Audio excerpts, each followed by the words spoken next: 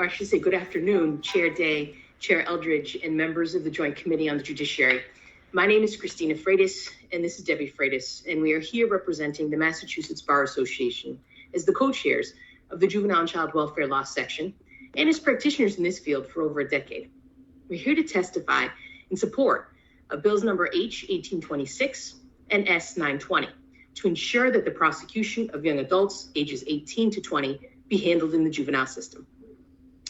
The Massachusetts Bar Association is a nonprofit organization that serves the legal profession and the public by promoting the administration of justice, legal education, professional excellence, and respect for the law.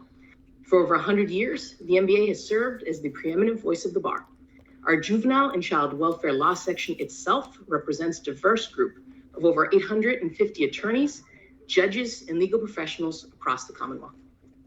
My decade of personal experience representing children, parents, and young adults in the juvenile courts of 3 counties confirm what the research shows.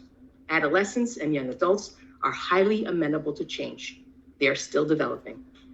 This change is brought about only because of what the juvenile court system can provide.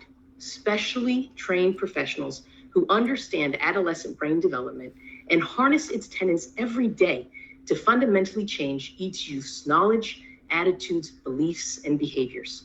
From the attorneys to probation to the judges, the youth who come before the juvenile court experience a very different system than those that appear in district court.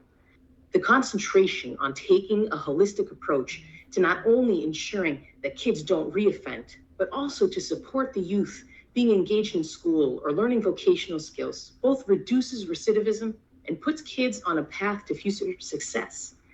And this can be seen from the foster youth who currently are able to sign on with DCF and keep their cases open in juvenile court beyond their 18th birthday, all the way up to their 22nd birthday.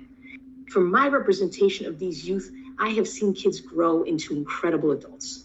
In one case, during the duration of his case in the juvenile court, from a teenager to a 22-year-old, with the support of the probation officer, social worker, and an attorney, he went from a part-time busboy in a restaurant to the general manager of several locations.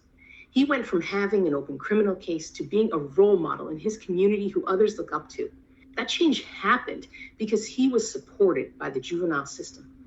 As a result of this support, he benefited, but so did his community, which was safer.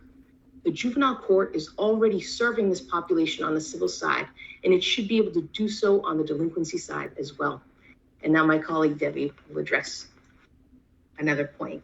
The Commonwealth's youth justice system has continued to dramatically shrink. The Emerging Adult Justice Project at the Columbia University Justice Lab documented just that in November of 2020. According to data compiled by the Massachusetts State Police, there was a 75% decline in arrests of youth under the age of 18 from 2008 to 2019. In that same time period, the number of arrests of youth ages 18 to 20 declined 70% as well. The Massachusetts juvenile court caseload has also decreased over time. A 24% decline in delinquency and a 51% reduction in youthful offender case filings occurred between 2014 and 2020, even though the Massachusetts juvenile court started serving a larger pool of youth with the inclusion of 17-year-olds in its jurisdiction. The number of youth detained at DYS has also declined over the last decade by 78%, with more than half of this total decline occurring after 17-year-olds were included in the juvenile court's jurisdiction. Similarly, the number of committed youth declined 76% from 2008 to 2020. As a practitioner in this field, I've seen the same trend in my caseload and in the juvenile courts in which I practice. While racial disparities are still present, the overall number of youth involved in the juvenile court has steadily declined, leaving room for older youth who could benefit from the specialized services the juvenile court can offer. Indeed, when I first started practicing in the Lowell Juvenile Court, delinquency and youthful offender cases were heard every day, along with child welfare cases. As of today, delinquency and youthful offender cases are only scheduled for 2 days a week. And that same pattern exists in the Lawrence Juvenile Court, where we also practice. Raising the age of juvenile court jurisdiction would in many ways not affect the capacity of the juvenile court. not just because of the reduced delinquency and youthful offender caseloads over time, but also because, as Christina testified, the juvenile court has already been servicing this population. I've also represented a good number of youth, ages 18 to 21, in the juvenile court, who signed on voluntarily with DCF after having reached their 18th birthday.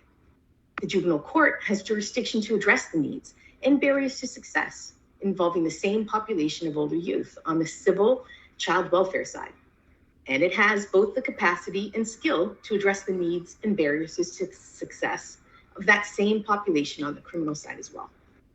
That's why we, on behalf of the Massachusetts Bar Association, support bill numbers H1826, S920. Thank you.